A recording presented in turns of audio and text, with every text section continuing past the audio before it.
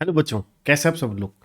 ये बहुत ही ज़बरदस्त लेक्चर होने वाला है आप सभी के लिए, क्योंकि इस छोटे से लेक्चर में हम लोग रिवीजन करने वाले हैं इनकम टैक्स के बहुत ही इंपॉर्टेंट चैप्टर, जिसका नाम क्या है, हाउस प्रॉपर्टी।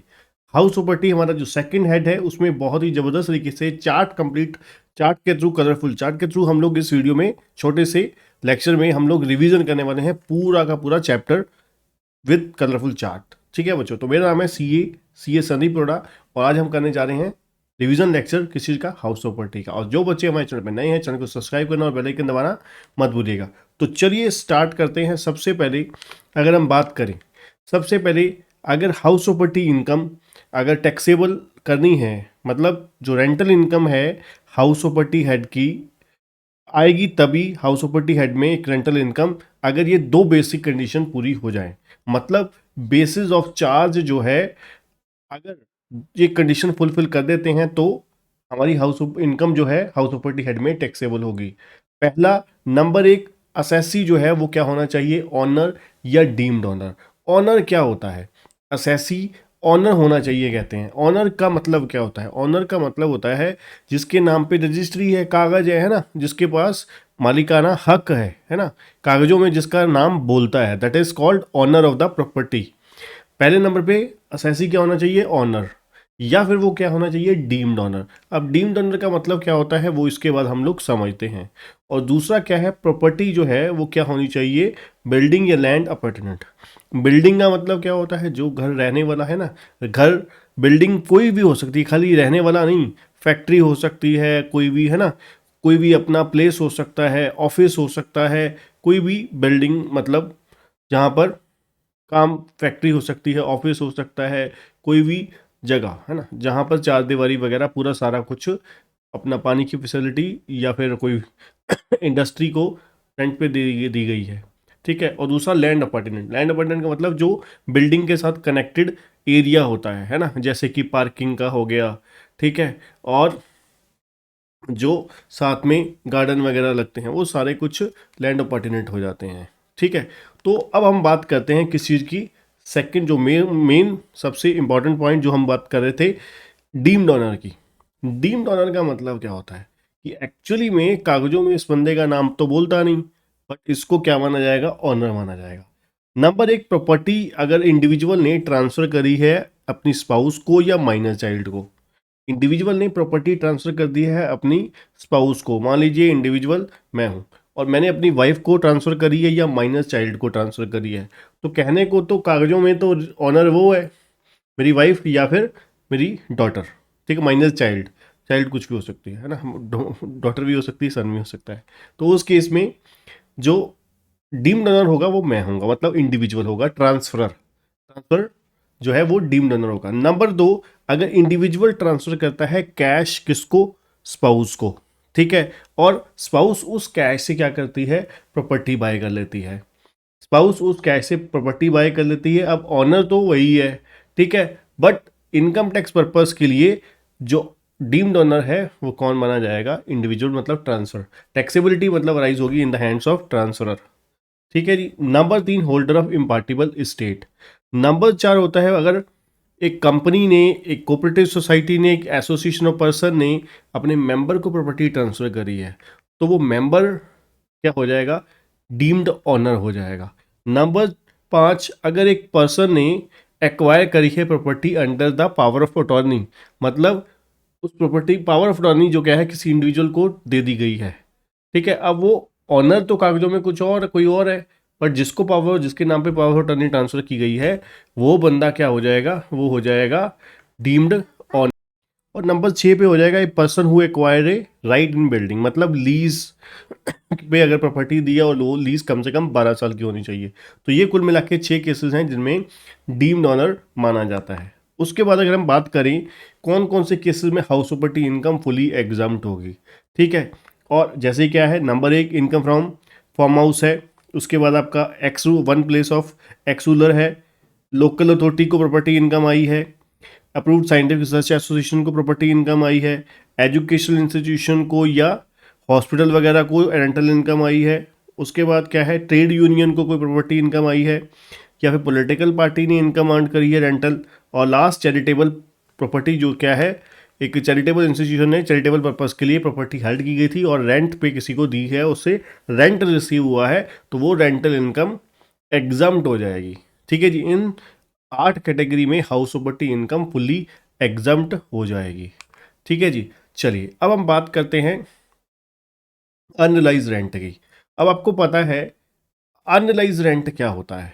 अनरिलाइज रेंट कि देखिए ये चैप्टर हम लोग इस पॉइंट ऑफ व्यू तो कर नहीं रहे कि भाई बच्चे को कंप्लीट हमें समझ आ जाएगा, है ना, क्योंकि ये चैप्टर स्पेशली उन बच्चों के लिए है जिन बच्चों ने ऑलरेडी कर रखा है और चाहते हैं कि क्विकेस्ट वे में, फास्टेस्ट वे में किस तरीके से रिवाइज किया जा सके 15 से 20 मिनट में।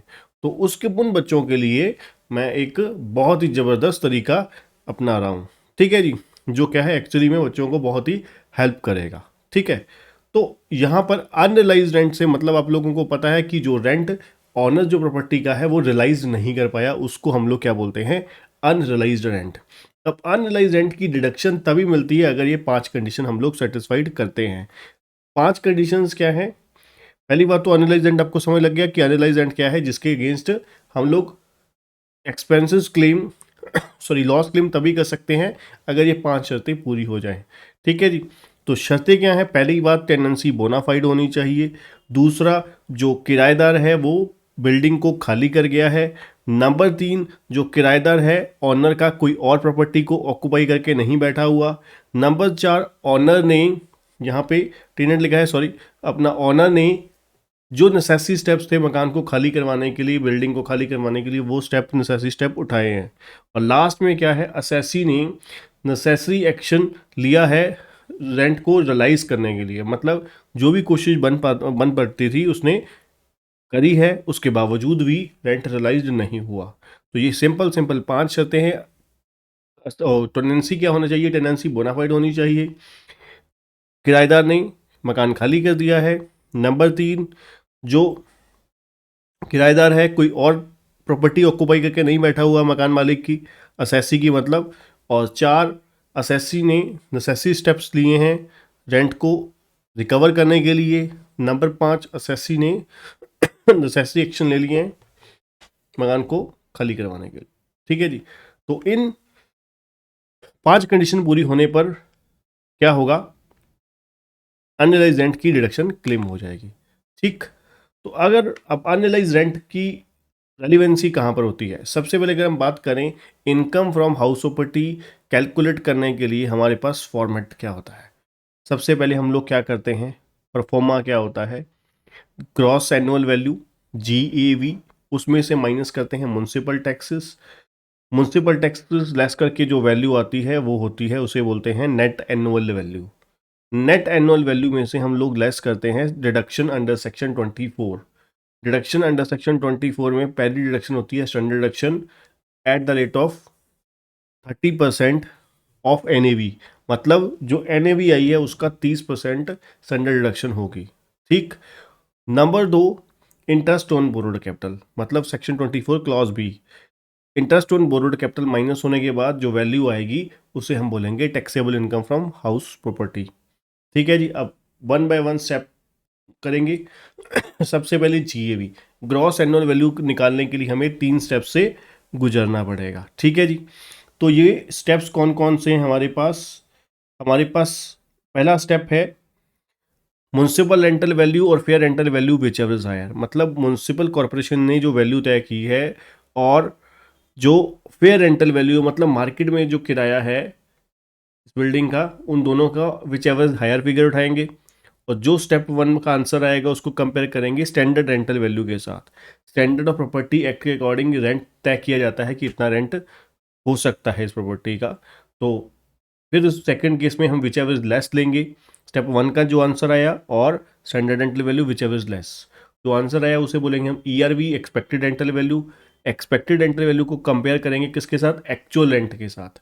तो उस केस में विच एवर इज क्या लेंगे, विच एवर इज क्या लेंगे, हायर लेंगे। तो विच एवर इज हायर करने के बाद जो वैल्यू आएगी उसे हम बोलेंगे GAV, ग्रॉस एनुअल वैल्यू। ठीक है जी, ग्रॉस एनुअल वैल्यू। अब देखिए एक चीज़ ध्यान से सुनिएगा, GAV निकालते वक्त हम लोग एक चीज़ ध्यान रखेंगे, एक हमारा आ गया ERV, एक्सपेक्टेड रेंटल वैल्यू। अब इसमें इसको हम कंपेयर क्या कर रहे हैं, एक्चुअल रेंट। अब हम एक्चुअल रेंट निकालने से पहले हम क्या करेंगे, लिखेंगे पहले एनुअल रेंट। ये मैं आपको सिंपल तरीका बताता हूँ। एनुअल रेंट जो भी मंथली किराए के हिसाब से 12 महीने का किराया लिया हमने, माइनस सबसे पहले हम लोग करेंगे unrealized rent. Unrealized rent less करने के बाद जो फिगर आई, जो वैल्यू आई, मान लीजिए वो ईआरवी से जा रहा है, फिर तो बिल्कुल बात ही सिंपल है, फिर whichever is higher simply ले लेंगे। अगर अनरिलाइज रेंट करने से के बाद हमारी जो वैल्यू है वो किससे कम है, ईआरवी से कम है, तो इसका मतलब है जो ये जो लॉस है आया है किस वजह से आया है, अदर फैक्टर की। यहां पर बोलते हैं loss due to other factor, कि आपके मकान की जो एरिया है वो सही नहीं है, या कुछ भी रीज़न हो सकता है, आपकी अपना गुडविल नहीं है मार्केट में, नेगेटिव गुडविल है, ठीक है, तो जिसकी वजह से किराया आपको कम आया है, कुछ भी रीज़न है, तो इसको बोलते हैं loss due to other factor. जब loss due to other factor है तो उस केस में विच एवर इज हायर लेते हैं, ठीक है। और अगर मान लीजिए ये लेस करने के बाद, ठीक है, यहाँ पर आपको सिंपली इसके बाद विच एवर इज हायर लिया, मान लीजिए ईआरवी आ गया, अब इसके बाद मान लीजिए वैकेंसी भी है, तो माइनस आप बाद में कर दोगे vacancy, that's it, simplest way यही है, माइनस कर दोगे वैकेंसी, तो वो आ जाएगा जीएवी। अब जीएवी में से हम लोग क्या लेस करेंगे, म्युनिसिपल टैक्सेस। अब म्युनिसिपल टैक्सेस की चलिए देखते हैं क्या प्रोविज़न है। म्युनिसिपल टैक्सेस जो है हमेशा याद रखिए पेड बेसिस पर अलाउड होते हैं। म्युनिसिपल टैक्सेस जो हैं वो पेड बेसिस पर अलाउड होते हैं, नंबर एक पेड बेसिस पर। नंबर दो, दूसरी कंडीशन क्या है जो म्युनिसिपल टैक्सेस हैं ऑनर द्वारा पे होने चाहिए। म्युनिसिपल टैक्सेस अगर ऑनर पे करेगा तो अलाउड होंगे, अगर किराएदार पे करेगा तो नहीं अलाउड होंगे, ठीक है जी। अब म्युनिसिपल टैक्सेस पेड बेसिस में भी लॉजिक है, कुछ पॉइंट्स हैं आपको याद रखने हैं। म्युनिसिपल टैक्सेस पास्ट ईयर के, प्रीवियस ईयर के अलाउड है, मतलब जितने मर्जी प्रीवियस ईयर के पे करो, ठीक है, पर एडवांस नहीं होने चाहिए, एडवांस अलाउड नहीं होगा। बाकी पेड बेसिस पर जितने भी पे करोगे, बाकी प्रीवियस ईयर के और करंट ईयर के सभी, previous means previous relevant previous year से पास्ट जो ईयर है, ठीक है, जितने मर्जी साल के पे करो अलाउड हो जाएंगे, सारे अलाउड हो जाएंगे, ठीक है, बट एडवांस में अलाउड नहीं होंगे, ठीक है जी। चलिए अब आगे चलते हैं, interest on borrowed capital. Interest on borrowed capital, अब सबसे इंपॉर्टेंट पॉइंट यहां पर है interest on borrowed capital. Interest on borrowed capital में दो चीजें हैं, हमने लोन लिया है, उसके ऊपर लोन किस लिए लिया है, हाउस प्रॉपर्टी के लिए, हाउस प्रॉपर्टी के लिए लोन लिया है। अब प्रॉपर्टी हो सकता है लेट आउट, हो सकता है सेल्फ ऑक्यूपाई। अगर हमने ये जो लोन लिया है वो लेट आउट प्रॉपर्टी के लिए लिया है, तो हमने जितना भी इंटरेस्ट पे किया है वो सारा का सारा अलाउड हो जाएगा विदाउट एनी लिमिट। अगर हमने इंटरेस्ट ऑन बोरोड कैपिटल पे किया है किसके लिए, लेटर प्रॉपर्टी के लिए, तो उस केस में लिमिट कोई भी नहीं है, मतलब जितना भी पे करोगे वो अलाउेबल एज डिडक्शन हो जाएगा, ठीक है जी। उसके बाद आते हैं सेल्फ ऑक्यूपाइड प्रॉपर्टी। अगर सेल्फ ऑक्यूपाइड प्रॉपर्टी है तो उस केस में आपको मैक्सिमम डिडक्शन जो है इंटरेस्ट ऑन बोरोड कैपिटल की वो 2 लाख होगी या 30,000 होगी। अब इससे पहले एक चीज और, सेल्फ ऑक्यूपाइड प्रॉपर्टी की केस में याद रखिएगा हम सीधा ही एनएवी लेते हैं, नेट एनुअल वैल्यू लेते हैं। अब मान लीजिए मैं एक प्रॉपर्टी में सेल्फ ऑक्यूपाइड हूँ, ठीक है, और मैंने उसके अगेंस्ट लोन ले रखा है, तो उस केस में एनएवी आ गई 0 और इंटरेस्ट ऑन बोरोड कैपिटल जो होगा वो माइनस आएगा, सीधा ही आ जाएगा लॉस फ्रॉम हाउस प्रॉपर्टी, ठीक है जी, लॉस फ्रॉम हाउस प्रॉपर्टी आ जाएगा। अब अगर मैं बात आगे करूं, इसके बाद क्या होगा, इसके बाद हम देखेंगे 2 लाख रुपए की डिडक्शन कब होगी, अगर कुछ कंडीशंस हैं, वो कंडीशन अगर हमने सेटिस्फाइड कर दी। सिंपली नंबर एक, पहली कंडीशन क्या है, प्रॉपर्टी जो है वो सेल्फ ऑक्यूपाइड है। नंबर दो, जो लोन लिया है वो एक्विजिशन या कंस्ट्रक्शन ऑफ प्रॉपर्टी के लिए लिया है। नंबर तीन, लोन लिया है ऑन और आफ्टर 1499, ठीक है, ऑन और आफ्टर 1499। और नंबर चार, चौथी और लास्ट कंडीशन क्या है, कंस्ट्रक्शन जो है वो कंप्लीट होगी with in a period of 5 year. अगर ये चारों शर्तें पूरी हो जाती हैं तो इंटरेस्ट ऑन बोरोड कैपिटल की जो मैक्सिमम डिडक्शन होगी वो 2 लाख रुपए होगी, अगर इनमें से एक भी कंडीशन टूटी तो 2 लाख की शर्त टूटी। ठीक है जी। तो कहाँ पर पहुंचे हम लोग, 30,000 में मैक्सिमम डिडक्शन मिलेगी। ठीक। अब ये जो इंटरेस्ट ऑन बोरोड कैपिटल है ये 2 तरीके का होता है। ये हो गया 2 लाख या 30,000 कब होगा, या अनलिमिटेड कब होगा। अब ये जो 2 लाख या 30,000 की लिमिट है इसमें 2 तरीके के इंटरेस्ट होते हैं। या फिर आप लेट आउट के केस में भी मान लीजिए, लेट आउट या सेल्फ ऑक्यूपाई कोई भी केस मान लीजिए, उसमें 2 तरीके के इंटरेस्ट होते हैं। एक होता है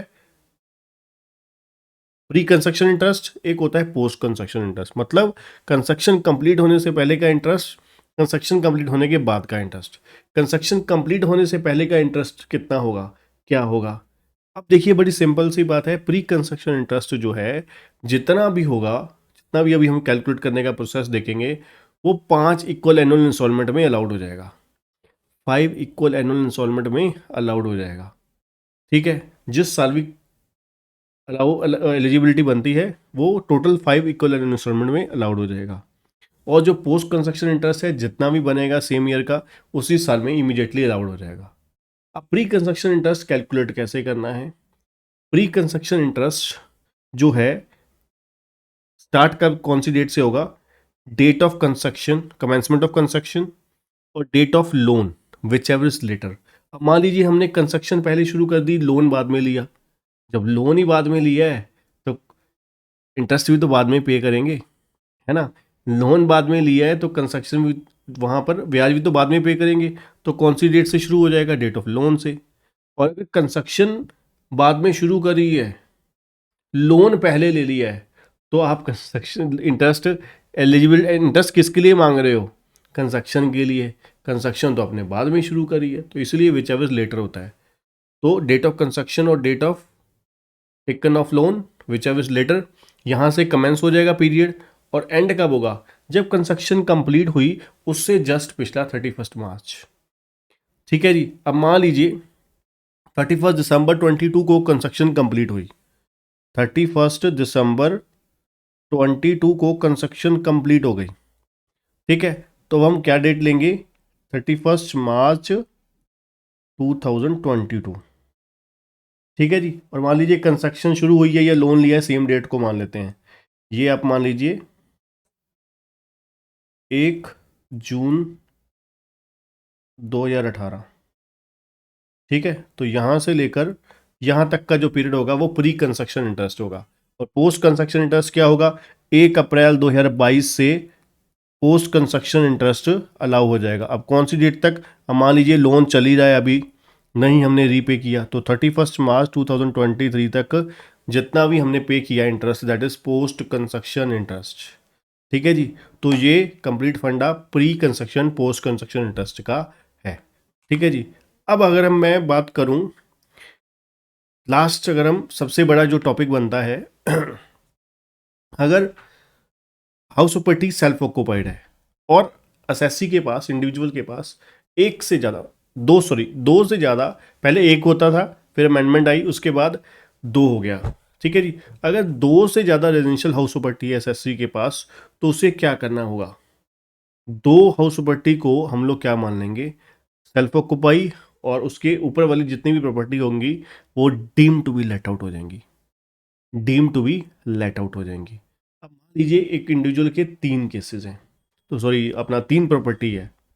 ठीक है जी। तो अब हम क्या करेंगे, 3 केसेस बनाएंगे। पहले केस में मान लीजिए हाउस 1 सेल्फ ऑक्यूपाइड है, हाउस 1 लेट आउट है, दूसरा और तीसरा क्या है, सेल्फ ऑक्यूपाइड। अब फिर दूसरा केस बनाएंगे, उसमें मानेंगे हाउस 2 लेट आउट है, हाउस 2 लेट आउट है, हाउस 1 और 3 सेल्फ ऑक्यूपाइड है। फिर तीसरे में ले लेंगे हाउस 3 लेट आउट, फिर पहला और दूसरा सेल्फ ऑक्यूपाइड। ठीक है। तो इनमें से इन 3 केसेस में से जिसकी भी लीस्ट टैक्सेबल इनकम आएगी वो क्या हो जाएगा, केस हम लोग अज्यूम कर लेंगे कि एप्लीकेबल हो रहा है। ठीक है जी। तो ये कंप्लीट बच्चों हमारी प्रोविजन थी। इसके अलावा एक छोटा सा arrear of rent and recovery of analyse rent का टॉपिक होता है। इसमें हम लोग क्या करते हैं, जो भी रेंट रिसीव हुआ, एरियर ऑफ रेंट या analyse rent, recovery of analyse rent, जो भी रिसीव हुआ उसका हम माइनस करते हैं, डिडक्शन देते हैं 30%, और देन फिर हमारा जो भी इनकम आती है वो taxable income from house property हो जाती है। ठीक है बच्चों, तो आज के लिए इतना ही, मिलते हैं नेक्स्ट लेक्चर में। जो बच्चे हमारे चैनल में नए हैं, चैनल को सब्सक्राइब और बेल आइकन दबाना मत भूलिएगा, और वीडियो को लाइक और शेयर जरूर करिएगा। और प्लीज़ जो बच्चे CA CME की क्लासेस बाय करना चाहते हैं, बहुत ही अफोर्डेबल प्राइसेस पे क्लासेस अवेलेबल हैं हमारे पास, high quality video lecture with latest recording के साथ। डिस्क्रिप्शन में लिंक दिया गया है और कॉन्टैक्ट नंबर भी, जिससे क्या है आप व्हाट्सएप करके क्लासेस बुक कर सकते हैं, बाय कर सकते हैं। थैंक यू बच्चों।